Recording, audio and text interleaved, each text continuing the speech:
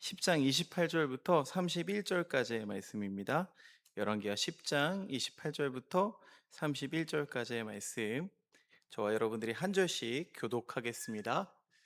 예후가 이와 같이 이스라엘 중에서 바알을 멸하였으나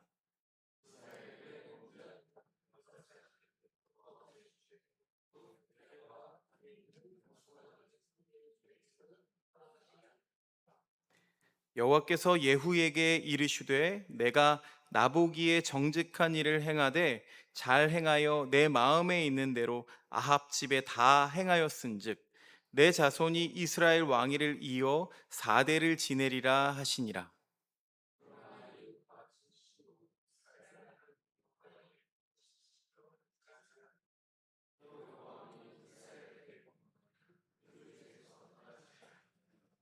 아멘. 조선의 왕들과 이스라엘의 왕들의 이야기 속에서 진짜 왕이신 우리 하나님을 찾아가는 영적 여정, 그 네 번째 시간에 나오신 우리 모든 교우 여러분을 주님의 이름으로 진심으로 환영합니다. 교우 여러분, 영어로 열정을 뜻하는 단어가 뭐죠? 패션이죠, 패션. 근데 이 말 라틴어 어원이 어떤 뜻을 가지고 있는지 아십니까? 이 단어는요, 라틴어 파시오라는 단어에서 왔는데 이게 고통과 순환을 뜻합니다. 즉, 진짜 아름다운 열정은요, 내가 원하는 그 목적을 이루기 위해서 남을 희생시키고 폭주하는 게 열심이 아니라는 거죠. 오히려 소중한 가치와 생명을 살리기 위해서 기꺼이 스스로 고통을 짊어지는 그 파시오, 그 사랑의 에너지가 진짜 열정이라는 그런 어원을 가지고 있습니다. 그런데 타락한 우리 인간들은요, 우리의 열정은 종종 방향을 잃어버리죠. 나의 성공, 나의 안정을 위해서 타인을 막 고통스럽게 하고 또 내 야망을 좀 채우기 위해서 하나님의 이름마저 교묘하게 이용하는 이 브레이크 없는 폭주기관차가 되기 쉽기 때문입니다. 열정이라는 게 그래요. 그래서 오늘 성경과 역사는 무섭게 질주하는 우리들의 열정을 향해서 질문하고 있는 겁니다. 이렇게 질문하고 있어요. 지금 모든 힘을 쏟아붓고 있는 그 뜨거운 열정의 엔진이 하나님 뜻에 굴복하는 순종의 불꽃인가? 아니면 내 안위와 내 성공을 위해서 하나님의 이름만 빌려온 나의 욕망인가 하는 것이죠.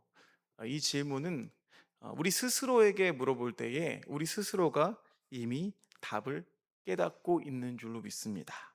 자, 오늘 함께 나눌 조선의 제15대 임금인 광해군. 광해군은요, 제가 한 단어로 표현해 보니까 불꽃인 것 같아요. 불꽃. 참 드라마틱한 그의 삶이 바로 이런 유능한 열심을 지닌 찬란한 빛, 그리고 불꽃이 꺼지고 난 후에 그 어두움을 우리에게 고스란히 그 인생을 통해서 보여주고 있습니다. 어찌 보면 광해군은 우리가 폭군으로만 알고 있는데 광해군은요, 다른 의미에서 보면 조선의 역사상 가장 처참했던 그 난세 속에서 자신의 탁월한 추진력과 열정을 증명해낸 군주이기도 했습니다. 서기 1592년 뭐가 떠오르시나요? 1592년 하면 임진왜란 떠오르죠. 그렇죠? 임진왜란이라는 이 전대미문의 전쟁이 터졌을 때에 이 광해군의 아버지 선조왕은 한양 도성과 이 백성들을 매몰차게 다 버려두고 의주로 도망을 칩니다. 도망을 친 왕의 권위, 왕실의 권위가 바로 서겠습니까? 왕실의 권위가 완전히 바닥으로 추락하고요. 온 나라가 이 왜군의 칼날 앞에 무너지기 직전 결국 선조가요, 이 17살의 어린 이 광해군을 세자로 책봉하고 조정을 이렇게 둘로 나누는 분조를 실시합니다. 분조를 실시해서 그 하나를 어린 아들에게 떠맡기는 거예요. 생각해 보세요. 아버지는 안전한 국경지대로 도망쳐 있고 아직 성인도 되지 않은 그 아들에게 이 피비린내 나는 전쟁터 한복판을 지키라는 아주 비겁하고도 가혹한 처사였습니다. 그런데요, 광해군은 아버지를 원망하지 않았어요. 오히려 왜군의 총칼과 그 저격의 위험이 도사리고 있는 그 전쟁의 전선 한복판을 누리면서 평안도, 강원도, 황해도 그 험준한 산맥을 넘어들면서 흩어진 백성들을 품어 안아주고 위로해주고 또 피눈물을 닦아주고 경문을 보내서 의병들을 조직하고 또 군사들을 독려했습니다. 아버지는 백성을 버렸는데 세자는 그 전쟁터에 남아서 백성들과 함께 숨쉬면서 그 전쟁을 진두지휘했다는 거죠. 그러면 당시 조선 백성들에게 진짜 의지할 수 있는 왕이 누구였을까요? 그러니까 도망쳐버린 선조가 아니죠. 매일 밤 함께 전장을 누비면서 자신들을 지켜주던 세자 광해군이 진짜 임금이었겠죠. 그 열정과 그 추진력이야말로 그 꺼져가던 조선의 등불을 다시 밝혀낸 구국의 불꽃이었습니다.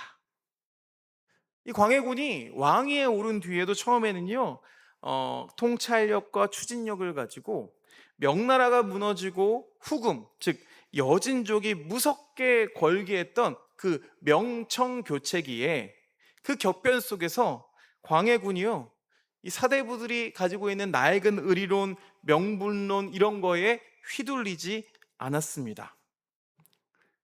영화 광해에 보면은 이 장면 비슷한 결정을 하는 게 나와요.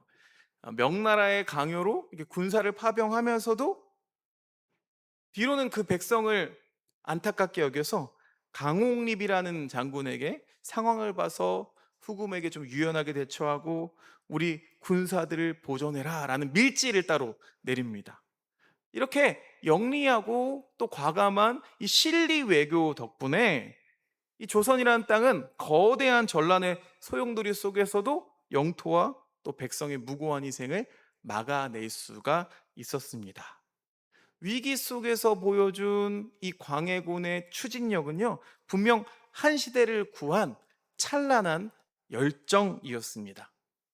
이 눈부신 돌파의 에너지가 이 구약 성경 속에 오늘 말씀 속에 북이스라엘의 왕 예후의 혁명적인 행보와 너무나 닮아 있습니다. 예후도 그랬어요. 영적인 암흑에 갇혀서 질식해 가고 있던 이 북이스라엘을 신속하고 거침없이 청소했던 그야말로 개혁의 아이콘이었습니다. 당시 이 땅이 어땠냐면 이세벨과 아합의 통치 아래에 있었어요. 그래서 이스라엘은요, 바알이라는 우상 숭배로 그 영혼이 다 골마 터지기 직전이었어요. 하나님의 선지자 엘리사로부터 기름 부음을 받은 이 예후는 상상을 초월하는 속도로 강력한 그 추진력으로 아합 가문들을 다 도려내기 시작했습니다. 오죽하면 전차를 몰고 가는 그 성으로 진격하는 그의 모습을 한 파수병이 이렇게 표현을 했어요. 자, 열왕기하 9장 20절 말씀 함께 읽어볼까요? 시작. 파수병이 왕에게 또 보고하였다.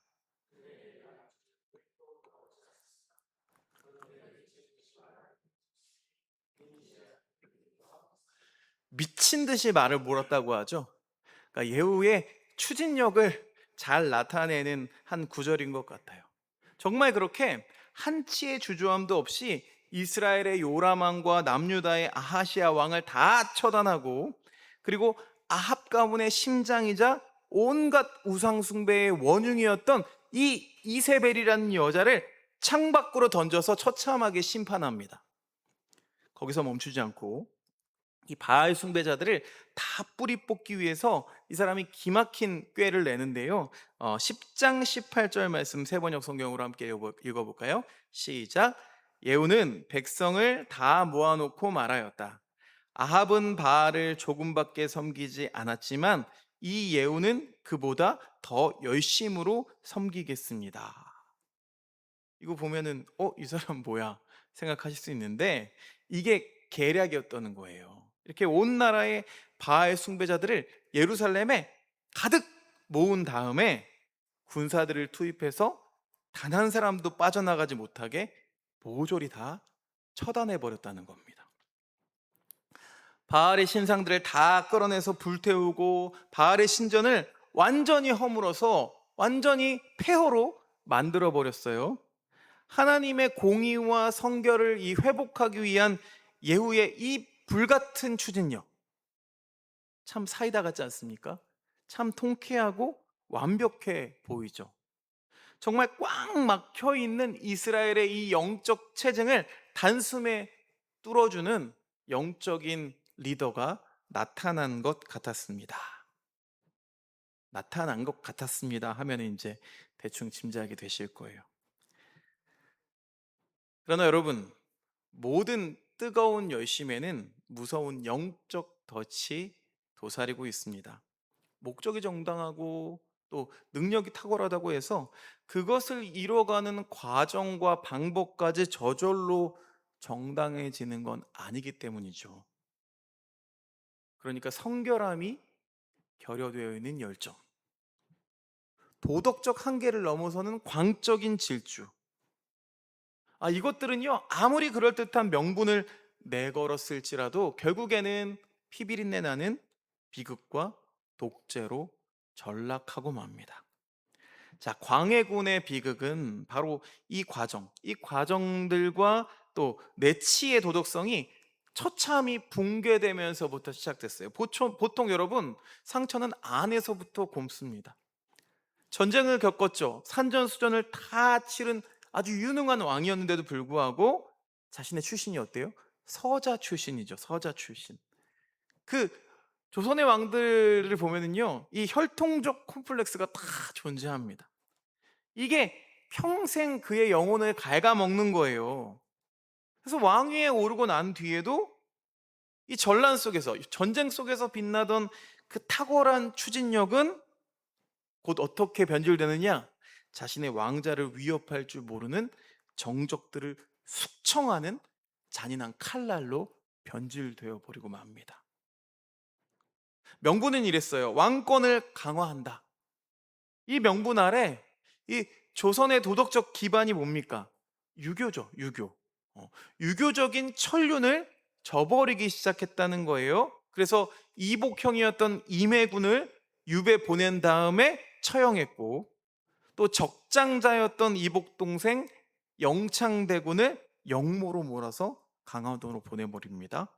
그리고 겨우 9살에 불과했던 어린 동생을 골방에 가둬두고 아궁이에 계속 불을 떼서 숨이 막혀서 죽게 만드는 증살, 증살의 참극을 저질렀습니다. 거기서 그치지 않았어요. 자신의 도덕적인 어머니였던 임목 대비를 서궁에 가두고 그 대비의 직위를 박탈하는 이른바 폐모살제, 폐모살제를 단행했습니다. 그런데 효와 예를 이 국가의 존립 기반이자 또 생명처럼 여기고 있던 이 조선 땅에서 이런 왕의 행동이 결코 용납받을 수 없는 도덕적 파산의 선언이었던 거죠. 아무리 그가 전쟁 중에 공을 세웠고 또 영리한 실리 외교를 펼쳤다고 한들 이런 천륜을 짓밟는 그런 군주는 이 백성과 또 사대부들의 마음을 온전히 얻을 수가 없었습니다. 결국 도덕적 정당성을 다 상실해버린 이 광해군은 1623년 인조반정이라는 아주 역사의 냉혹한 심판을 받으면서 비참하게 왕자에서 끌어내려지고 영원히 폐위 군주가 되었습니다. 보통 왕들에는 종 붙고 조 붙고 하는데 광해군은 광해군이잖아요. 그렇죠? 뭐예요? 내 자리를 지키기 위해서 그 모든 과정과 도덕을 짓밟아 버린 이런 열정은, 그 열정의 종말은 너무나 슬프고 차디찬 몰락으로 끝이 나버렸죠.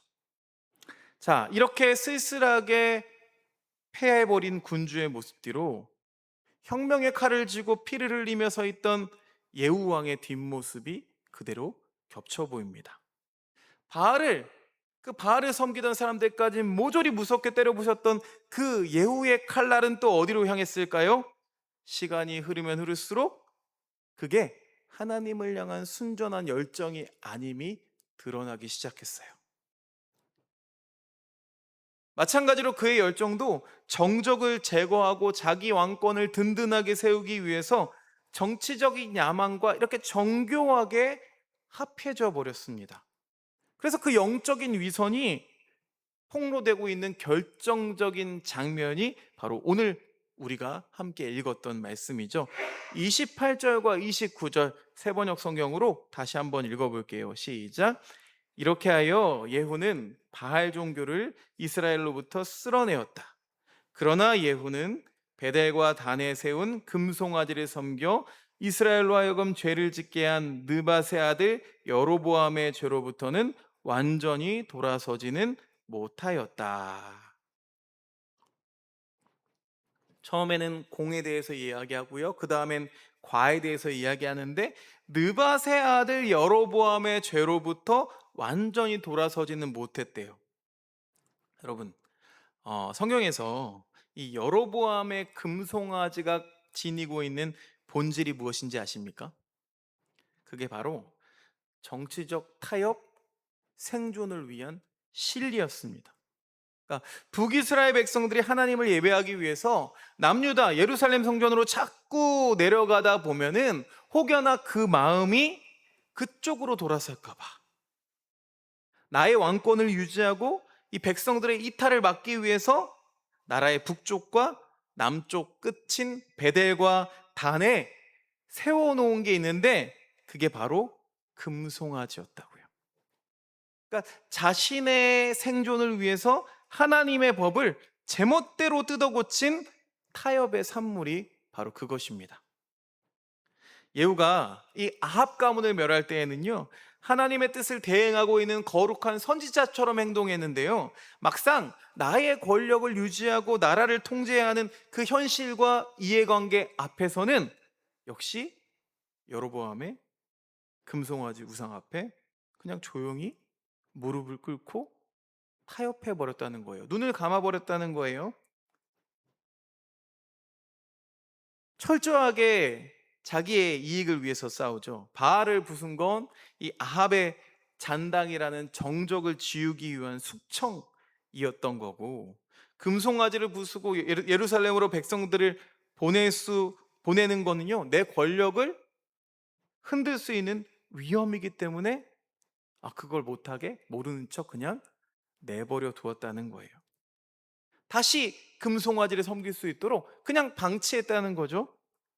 그러니까 이 예후의 열정 또한 하나님의 영광이 아닌 자기 왕국의 안녕과 또 성공을 향해 있던 그저 반쪽짜리 열정에 불과했습니다. 이 말씀을 준비하는데 참 두려운 마음이 올라오더라고요. 우리의 신앙적인 열심이 어떤 과정의 성결함과 또 하나님의 의로운 방법을 잃어버리면 그게 곧 하나님을 위한 헌신이 아니라 나도 망치고 또 공동체를 찢어밟기는 잔인한 광기가 된다는 걸 오늘 이 역사와 말씀을 통해서 다시 한번 깨닫게 됩니다. 이 예후라는 왕의 비극은요, 그가 아합의 집을 심판하는 과정에서 보여준 지나친 잔인함과 또 피 흘림 속에서도 고스란히 묻어납니다. 그가 하나님의 명령을 수행한다는 핑계를 가지고 자신의 권력에 방해가 될 만한 남유다의 왕족들과 무고한 신하들까지도 과도하게 학살하면서 칼춤을 춘 거죠. 훗날 그래서 하나님께서 선지자 호세아를 통해서 이 예후의 가문을 향해 이렇게 서글픈 심판을 선언하십니다. 호세아서 1장 4절 말씀 함께 읽어보겠습니다. 시작.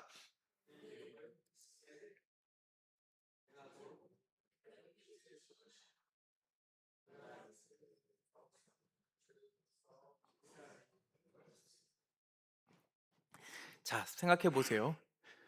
잘못한 건 아합 가문 같잖아요.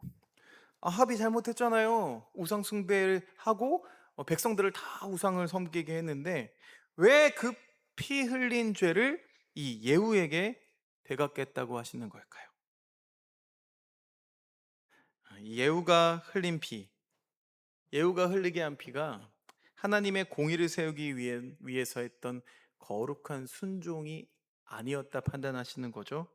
자신의 사적인 분노와 권력욕을 채우기 위한 광기 어린 살인으로 어느 순간 변질되었기 때문입니다. 사랑하는 여러분, 하나님의 일이라는 아름다운 포장지 속에 자신의 잔혹함 그리고 욕심을 숨겨두었던 이 예후의 반쪽짜리 열정은 결국 이스라엘 역사 속에서 그의 가문이 4대 만에 비참하게 끊어지는 비극적인 씨앗이 되고 말았습니다. 이제 우리의 삶을 돌이켜 우리 삶의 자리로 돌아와 조용히 말씀의 거울을 보면 좋겠습니다.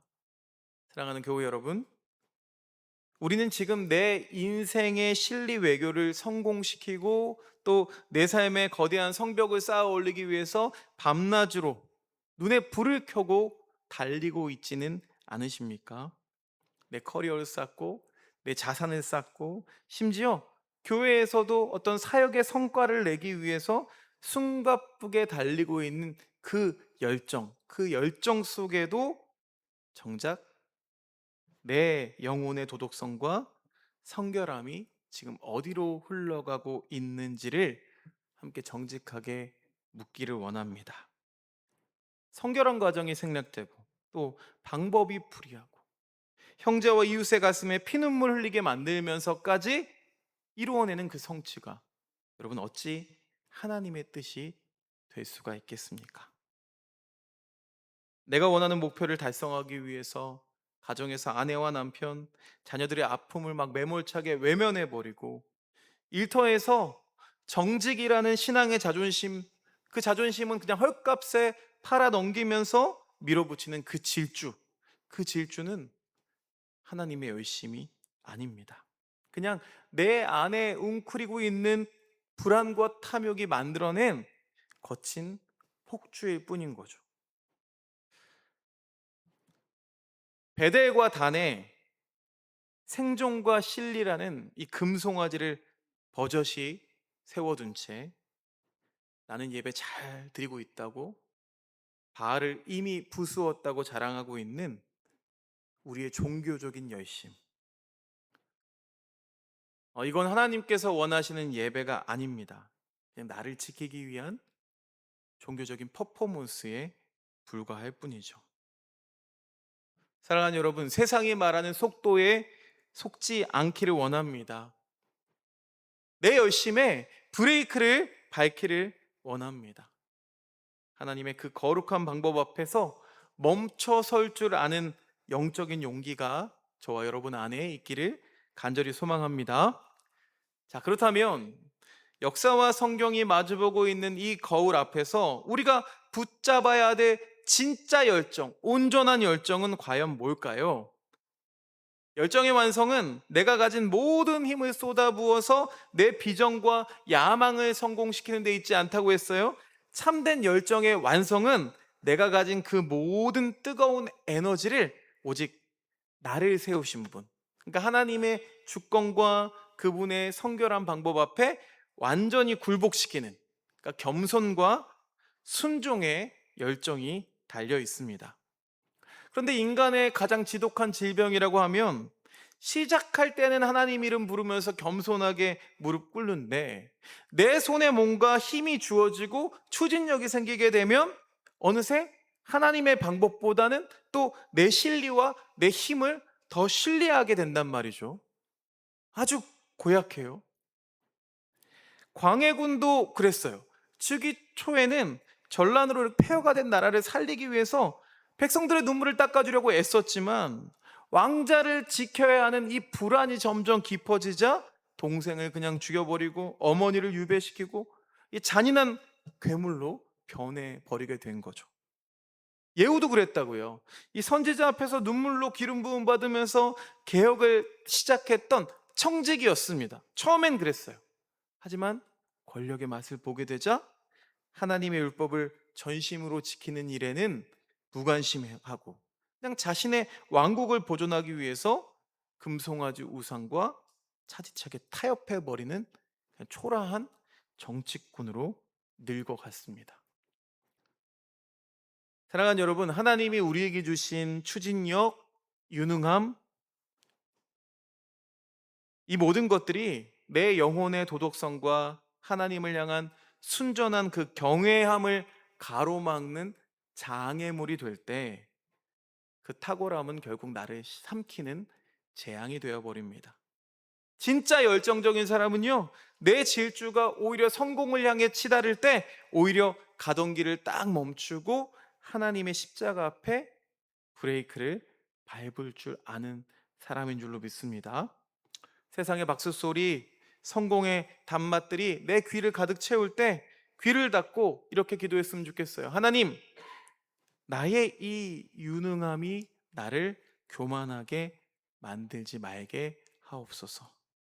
오늘 내가 내딛는 이 한 걸음이 주님의 공의와 성결한 방법에 합당한 걸음이 되게 하옵소서. 이렇게 우리 기도할 수 있었으면 좋겠습니다. 내 수단, 내 통제력을 십자가에 못 박는 거예요. 오직 주님의 거룩한 방법 앞에 내 삶의 궤도를 맞춰가는 겁니다. 그럴 때 비로소 우리의 열정은 사람을 살리고 또 우리 공동체를 거룩하게 빚어내는 생명의 에너지가 될 줄로 믿습니다. 사랑하는 교우 여러분, 오늘 함께 나눈 우리 조선의 외로운 군주, 불꽃 같은 군주 광해군과 이스라엘의 피 묻은 혁명과 예후왕에 대해서 함께 나누어 봤습니다. 두 지도자의 찬란했던 성공, 그러나 그 뒤에 감추어져 있던 쓸쓸하고도 얼룩진 그림자를 함께 봤어요. 과정과 명분을 잃어버린 신리의 허망함이 무엇인지, 성결함이 빠진 채 자신의 성공을 위해서 신앙을 도구 삼았던 그 반쪽짜리 열정이 어떻게 끝나는지를 함께 목도했습니다. 우리 인간이 제 아무리 거룩한 명분을 외치면서 뜨겁게 질주한다고 한들 그 마음의 중심의 욕망, 그 타협, 그 금송아지를 깨뜨리지 않는다면 그 열정은 결국 세월 속에서 부패하게 되고 결국 심판의 도끼 날에 처참하게 무너져 버리고 말 것입니다. 그래서 우리는요, 오늘 이렇게 깨어지고 타락한 군주들을 넘어서서 우리의 깨어지고 왜곡된 열심까지도 온전히 품어주시고 진짜 거룩한 불꽃을 보여주시는 유일한 왕이신 예수 그리스도께 집중하기를 원합니다. 성경은요, 예수님을 가리켜서 이렇게 표현하고 있어요. 요한복음 2장 17절 말씀 같이 읽어볼까요? 시작. 주님의 집을 생각하는 열정이 나를 섬길 것이다 라고 선언하고 있습니다. 예수님이 바로 하나님의 열정 그 자체이심을 믿습니다. 그래서 예수님은 성전에서요, 그 성전을 장사치의 소굴로 만들고 있는 그 종교 지도자들 향해서 노끈으로 채찍을 만들어 상을 다 엎어버리시죠. 하나님의 공의와 성결을 향한 불타는 열정을 가진 분이셨어요. 그런데 주님은 그 뜨거운 열정이 있으셨지만 막 백성들을 압도하거나 자신의 지상의 왕국을 세우기 위해서 로마의 군대를 칼로 도륙하는 세상의 방법을 사용하지 않으셨습니다.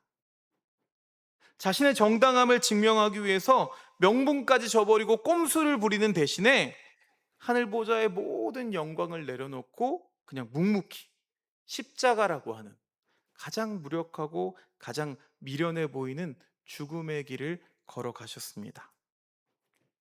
내 성공을 위해서 남의 피를 흘리는 이 세상의 열정을 택하신 것이 아니라 하나님의 온전한 뜻과 인류의 구원을 위해서 자신의 피를 흘려서 우리를 단번에 우리 죄의 관성을 끊어내신 가장 성결하고 가장 완전한 열정의 완성이 바로 우리 예수 그리스도이십니다.